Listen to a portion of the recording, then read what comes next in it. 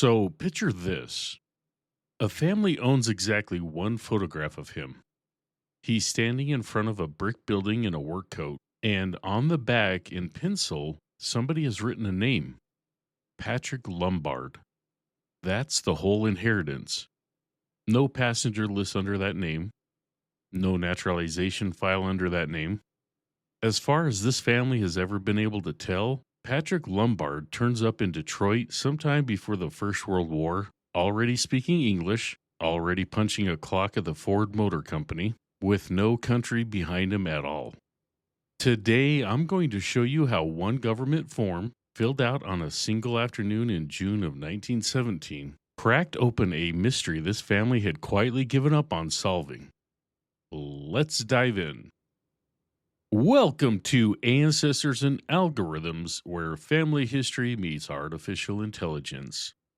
I'm your host, Brian, and today we're tracing an Italian immigrant through the one stretch of American history where the government asked him more specific, more personal questions than almost anywhere else in his paper trail, and then using AI to figure out what he wasn't telling anyone. Now, if you have a name in your tree that stops cold, no ship, no naturalization, nothing before a certain date, like the person arrived already midlife and already American, stay with me. This episode is built for exactly that wall. So let's get started. Here's everything this family actually had before we started. A death certificate for Patrick Lombard, born about 1888, died in Detroit. A Ford Motor Company retirement pin. A World War II era ration book with the same name. And that photograph. Work coat, brick wall, penciled name on the back.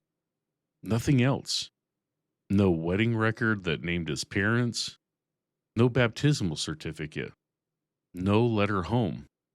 His great-granddaughter grew up being told the family was Italian from somewhere down south, and that was the entire sentence. Not a region, not a village, only down south, the way you describe a direction instead of a place someone was actually born. Any genealogist who's been at this for a while will recognize the shape of this particular wall immediately. It's different from the brick wall where a record never existed at all. This is the wall where the record trail is actually intact, complete even, but it's answering a question you haven't figured out how to ask yet, because you're searching under the wrong name entirely without knowing it. Here's the thing about a name like Patrick Lombard. It doesn't sound like a clue. It sounds like the answer already. Patrick reads Irish. Lombard reads like half the phone book, and if you're picturing Vince Lombardi right now, you're not far off, since it's the same root surname, worn down a little differently over time. If you didn't know better, you'd never go looking for Italy at all, and that is exactly the trap. A genuinely Italian name would have sent the family looking in the right direction from day one. A blank wall would have at least announced itself as a wall. What this family got instead was a name confident enough to stop the search before it started. We know what doesn't exist, and that's almost more useful than what does. There's no Ellis Island manifest for a Patrick Lombard matching this birth year. There's no naturalization record under that name in Michigan.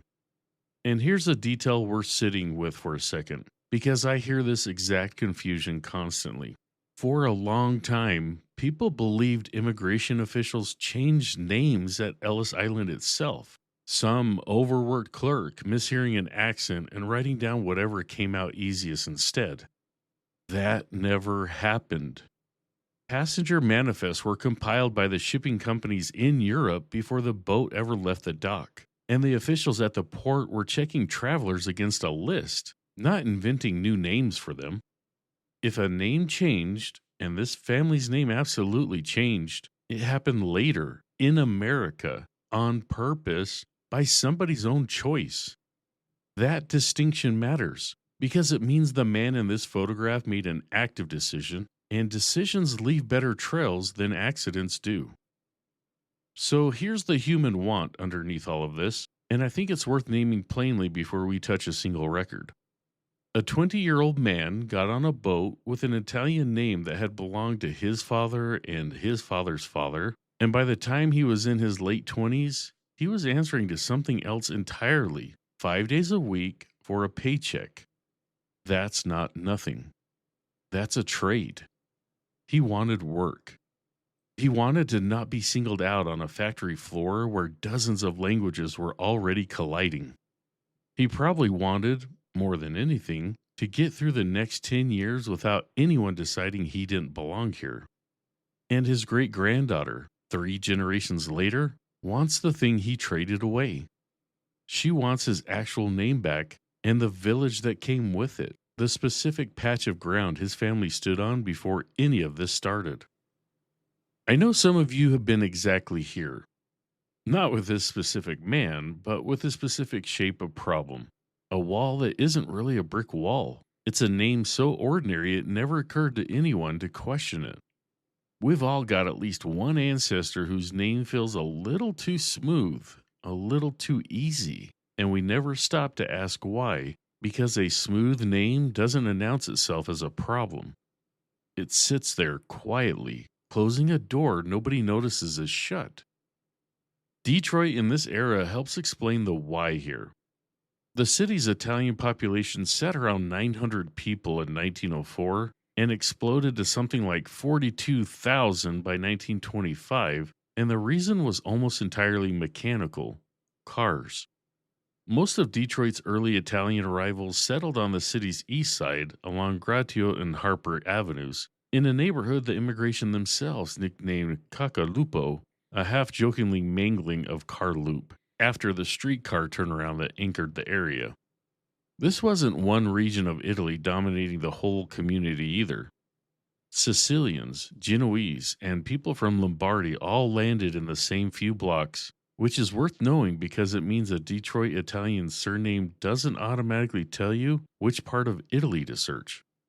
Most of these families arrived through chain migration, one relative or paisano sending word back that there was work, and then a whole village would empty out toward the same 3 or 4 American blocks over the following decade. That pattern turns out to matter later in this story. So here's what I did, and I want you to follow along, because this exact approach will work for your own research. I didn't start by trying to guess his real name. I started by asking AI to tell me, honestly, what the existing documents already proved, as opposed to what the family had always assumed. And that gets us to today's mystery question, the only time I'm going to ask it out loud. What was his name before America renamed him? Remember, and I'll say this once now and come back to it later, AI is your research assistant, not your researcher. It wasn't going to hand me his real name out of nowhere. What it was actually good at was something quieter and, honestly, more useful. I want to start with NotebookLM, and here's exactly why. NotebookLM doesn't answer from the open internet. It answers only from documents you hand it directly, and every answer comes back with a citation pointing to the exact source and passage it pulled it from. That matters enormously at the start of a case like this one, where the biggest risk isn't a missing fact, it's a false one. Family memory tends to smooth things over. Down south becomes a fact nobody questions. I needed a tool that would refuse to do that and would instead show its work. As of July 2026, NotebookLM's free tier gives you 100 notebooks, 50 sources in each one, and 50 questions a day running on Google's Gemini 3 model underneath. That's genuinely enough for a case like this. I uploaded everything the family had: a scan of the photograph and its caption, the death certificate, the retirement pins inscription, the ration book, and a typed family group sheet somebody put together back in the 1970s. 5 sources, all of it text or scanned images NotebookLM could read directly. Here's exactly what I asked it. Quote, I've uploaded everything my family has on a man named Patrick Lombard, born about 1888, died in Detroit. Based only on these sources, what is the earliest document that gives a specific, dated fact about him, and what information about his origin, if any, appears anywhere in this set? Please flag anything that looks like it might be a genuine gap in the documentation, as opposed to something merely unknown to the family, end quote. NotebookLM's answer was more useful than I expected. It pointed out, correctly, that every single source in the notebook post dated 1917, and that nothing in any of the five documents said anything more specific about his origin than Italy, full stop, no region, no village, no ship. It flagged that gap directly. No source in this set documents his arrival, and no source documents a naturalization proceeding, which for a foreign born man who apparently lived his whole adult life in the same American city is, in Notebook LM's words, an unusual silence rather than an ordinary one. That's the moment the case actually opened up. Not because AI found a hidden fact, but because it drew a hard, honest line around what the family's own paper actually said, and that line had a suspicious shape to it. Everything starts at 1917. Nothing exists before it. I clicked the citation on that last claim, the way Notebook LM lets you do with every single answer it gives, and it dropped me straight onto the exact line of the 1970s family group sheet where someone had written, "Arrived, no record, decades ago," as if they'd already suspected the gap and never chased it down.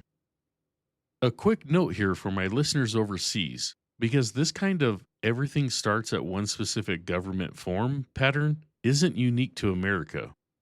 If your ancestor served, or was old enough to be asked to serve, Australia's AIF attestation papers through the National Archives of Australia and the UK's World War I service and medal records through the National Archives do very similar work, forcing a specific date, birthplace, and next of kin onto paper for someone who might otherwise have left almost nothing behind. So here's what actually pulled so many Italian immigrants specifically toward Ford. In January of 1914, Ford announced what became known as the $5 day, more than doubling the standard wage from about $2.34 for a 9-hour shift to $5 for 8 hours. 10,000 men reportedly showed up at the Highland Park plant the very next morning. Ford also opened the Ford English School that same year, taught by volunteer foremen and clerks, and by 1916 it had grown from 20 students and one instructor to more than 2,000 students and roughly 150 instructors. A diploma from that school could be used toward the requirements for citizenship. The company's sociological department, meanwhile, actually investigated workers' private lives to decide who qualified for the higher wage, which tells you something about how much pressure these men were under to look, sound, and behave like the America Ford wanted them to represent. Even the classroom pushed toward assimilation on purpose. Students learned American geography right alongside their vocabulary, specifically to help them pass the citizenship exam waiting at the end of the road. I think that's where Patrick Lombard comes from. Not a clerk at a port who couldn't spell his name. A shop floor, a paycheck, and a school built specifically to turn immigrant workers into something that read as American on paper. That context matters for what comes next, because it's exactly the kind of background I'd want any AI tool to have loaded before I ask it to reason about a document from this era. Knowing the machinery behind a name change changes how you read the paperwork that survived it. Here's where the actual record hunting starts, and I want to walk through this slowly because the sequence matters as much as the discovery does. The first genuinely new document I found was his World War I draft registration card, the one from the first registration wave, dated June 5th, 1917, for men between 21 and 31. This card asked for a lot: full name, exact birth date, birthplace, current occupation, employer's name and location, a description of the nearest relative and their address, and a citizenship question with 4 checkboxes: natural born citizen, naturalized citizen, alien, or have you declared your intention?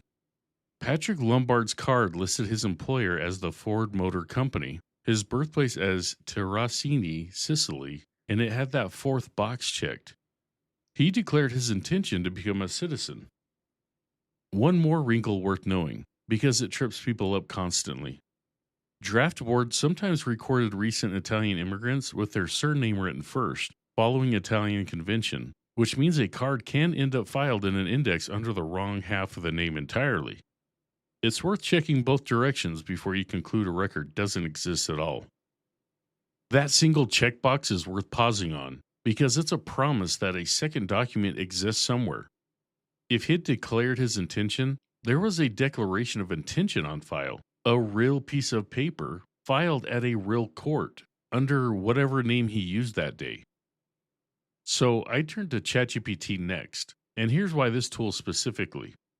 I didn't need analysis yet.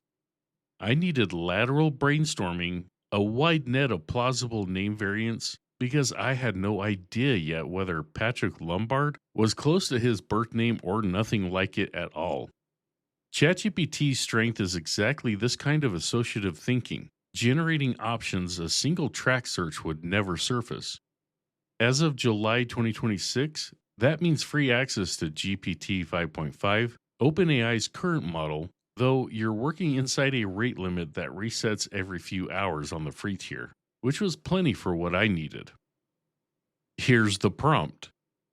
Quote, I'm researching an Italian immigrant to Detroit, Michigan, who was using the name Patrick Lombard by 1917 and was likely born in Sicily around 1888. Generate a list of Italian given names and surnames that Italian immigrants in this era commonly Americanized into something close to Patrick and Lombard, and briefly explain the reasoning behind each pairing. I want a search list to work through, not a single guess, end quote. ChatGPT came back with a genuinely useful list. Pasquale was at the top of it, explained as a very well documented Americanization to Patrick, or the nickname Patsy, based purely on sound, nothing to do with Ireland at all. It also suggested Patrizio as a more direct match and flagged Lombardi and Lombardo as the obvious Italian surnames behind an Americanized Lombard, since Italian surnames ending in a vowel were routinely trimmed down when clerks, foremen, or the immigrants themselves simplified them for American paperwork. Now, here's the dead end, and I want to be honest about it, because this is exactly the kind of moment where AI can quietly mislead you if you don't verify. I took that list straight to FamilySearch's full text search tool. It's entirely free, no subscription anywhere in this workflow. And as of July 2026, it has grown to cover more than 6,600 searchable record collections with well over 1 billion transcribed results, expanding into naturalization records collection by collection rather than all at once. I searched Michigan's Eastern District naturalization records directly for Patrick Lombard. Nothing. Not a false match, not a near miss. Nothing at all. There are two honest explanations for a zero result search like that, and it's worth knowing both before you panic. One is that the collection hasn't been transcribed for full text search yet, since FamilySearch is rolling this out state by state and record type by record type. The other is that name I searched genuinely never touched that collection at all. I couldn't tell which one I was looking at yet, and that uncertainty is exactly why the next step matters. That's the moment I had to stop and think instead of searching harder. And this is exactly a verification moment worth naming directly. AI is your research assistant, not your researcher. ChatGPT gave me a smart list of possibilities, but a smart list isn't proof, and searching a good guess is still, at the end of the day, a guess. I couldn't find Patrick Lombard because Patrick Lombard never walked into a courthouse and declared his intention. Pasquale Lombardi did. So I pivoted, and here's the pivot exactly. Instead of searching by name at all, I went back to the draft card and pulled the two pieces of information a name change can't touch: his birth date and his birthplace, Terracini, Sicily. This is the same instinct behind the vowel dropping pattern ChatGPT flagged earlier, A recognizable historical pattern is how these names actually moved from one language to another, and it's what told me to stop trusting the name on the record and start trusting the biography underneath it instead. I searched Michigan's Declaration of Intention collection for the Eastern District, which happens to run from 1911 to 1930, for an Italian born filer with the specific birth date and the specific village. One result came back: Pasquale Lombardi, declaration filed in 1913, birthplace Terracini, birth date matching the draft card exactly. Before I got any further, I pulled the actual image of that declaration, not only the index entry, because an index is somebody's transcription and a transcription can be wrong. The document itself confirmed everything: Pasquale Lombardi, occupation listed as laborer, an arrival year matching what little the family had guessed, and a signature that, if I'm honest, I can't prove is the same hand as the one on the 1917 draft card. Handwriting comparison isn't something I trust myself to do reliably, and it's not something I'd hand to AI to certify either, not for something this consequential. What I could trust were the facts written on the page, and those lined up exactly. I want to slow down here because this is the part where I fed both documents into Claude, and this is exactly why Claude is the right tool for this specific job. Claude's strength is holding multiple documents at once and reasoning across them for consistency, which is precisely what proving these two paper trails are the same human being requires. I gave it the context first. Here's how naturalization law worked in this era. Here's what a declaration of intention versus a petition versus a draft card actually record. Then I asked it to do the comparison. Quote, I have two documents about the same research question. Document 1 is a 1917 World War I draft registration card for Patrick Lombard, born about March 1888, birthplace Terracini, Sicily, employer Ford Motor Company, nearest relative listed as his father, residing in Terracini, and a checked box confirming he had declared his intention to naturalize. Document 2 is a 1913 declaration of intention for Pasquale Lombardi, same birth month and year, same birthplace, Terracini, Sicily. Walk through whether these two documents plausibly describe the same person, state your confidence level, and identify which specific data points are doing the most work in that conclusion, end quote. Claude's answer laid out its reasoning step by step. Same birth month and year is suggestive but not proof on its own, since two men from a small immigrant sending region could share a birth year by coincidence. What tipped it toward high confidence was the shared specific village, Terracini, a town small enough that two unrelated Italian immigrants landing in the same American city with the same birth month from the same small Sicilian town was statistically unlikely to be a coincidence. It also noted, correctly, that this was still correlation, not certified proof, and that a document naming both identities directly would settle it completely. That last line was basically a dare. So I went looking for exactly that: a document naming both identities directly. Here's what a petition for naturalization actually is, because it matters enormously for what's coming. After filing a declaration of intention, an immigrant generally had to wait at least 2 years and had to have lived in the United States for a minimum of 5 years total before filing the petition, the second and final step towards citizenship. Petitions and declarations didn't even have to be filed at the same courthouse, which is worth knowing if you ever hit a similar wall in your own research. And here's the detail that cracks this whole case wide open. Starting in 1906, a petitioner could formally request, right there in the petition itself, that the court legally change their name as part of the naturalization decree. Most people made that request because by the time they filed their petition, they'd usually been living under an American name for years already, on paychecks, on leases, at church. The petition let them make it official in front of a judge with two witnesses swearing to who he'd become. I searched the Eastern District of Michigan's naturalization petitions using the same specific details, the 1913 declaration date and Terracini as birthplace, and I found it. A petition for naturalization filed in 1920, 7 years after the Declaration, right at the edge of the legal window before a declaration expired. The petitioner's name is printed as Pasquale Lombardi, and directly beneath it, in the same clerk's hand, in the same ink, is a line most petitions from this era carried almost as a boilerplate, except this time it wasn't boilerplate at all. Also known as Patrick Lombard, with the court's order right beneath it, granting the change and recognizing the new name going forward. 2 names, 1 man, 1 document, 1 moment, permanently on paper. I want to sit with that for a second before I explain anything else about it. For years, this man lived 2 lives on 2 different sets of paper. Pasquale Lombardi at the courthouse where his original declaration lived, Patrick Lombard everywhere else, the time card, the draft board, the neighbors. And then, on one afternoon in 1920, a clerk wrote both of those names onto the same line and closed the gap between them for good. He wasn't hiding. He was becoming, on purpose, in installments, and this is the receipt. So here's what the evidence actually tells us plainly. Patrick Lombard was born Pasquale Lombardi around March of 1888 in Terracini, a coastal town in the province of Palermo, Sicily.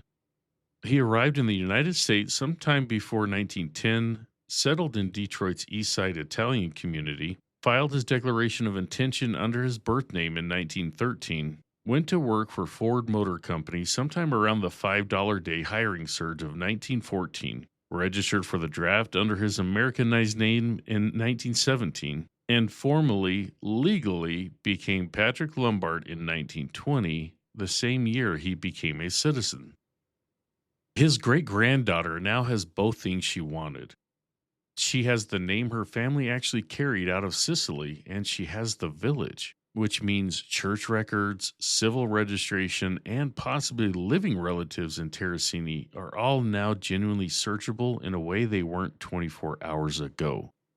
Sicilian parish baptismal registers routinely run back well into the 1700s, so this isn't the end of the search, it's the actual beginning of it, the part the family had assumed was permanently lost. That's not a small thing. That's a door that's been shut for 4 generations and it's standing open now. So, quick recap. A name that sounded too American to question turned out to be the entire mystery. A draft card gave us a birthplace and a checkbox that promised a second document existed. AI didn't hand us the answer at any point, but it organized the gaps honestly, widened our search net, and helped us hold 2 documents up against each other until the pattern became undeniable. And a naturalization petition, of all things, turned out to be where a man's whole story finally got written down in one place. Here's your homework this week. Go find the earliest solidly dated document for every surname line in your tree and ask yourself honestly, is there a hard floor there? A point which absolutely nothing exists? If there is, go looking for a World War I draft card, even for a man you're sure never served, because registration was mandatory paperwork, not enlistment, and virtually every American man of the right age filled one out, whether he saw a battlefield or not. That one form asks more nosy, specific questions than almost anything else on record. Exact birthplace, employer, a physical description, and the name of the one relative he trusted enough to list. Pull the birth date and the birthplace off of it, set the name itself aside for a moment, and search by everything else instead. That's the move that cracked this case, and there's a good chance it's sitting in your own tree waiting for the same treatment. And for my Australian and UK listeners, the techniques we covered today translate directly to your own research. If you're chasing a name that seems to have appeared out of nowhere, Australia's World War I attestation papers, held by the National Archives of Australia, ask many of the same specific questions that this draft card did: next of kin, birthplace, occupation, and are searchable online today. UK researchers will find similar value in service and medal records held by the National Archives, alongside naturalization and deionization records that, much like this Michigan petition, sometimes record a legal name change directly. Same approach, different archives. Thank you so much for listening to Ancestors and Algorithms. If you enjoyed this episode, please leave a review wherever you listen to podcasts. And if you know a fellow genealogist who could benefit from what we covered today, share this episode with them.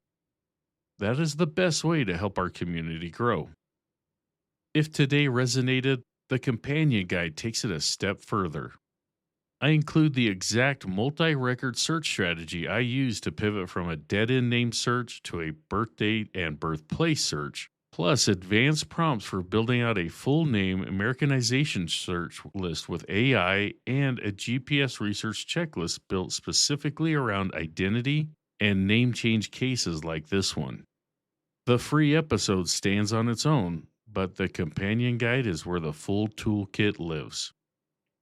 For everything you need, including every episode, our private Facebook community, companion guides, and the research lab, head over to ancestorsandai.com.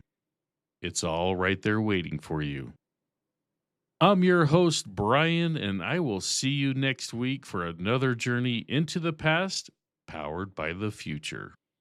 Until then, happy researching.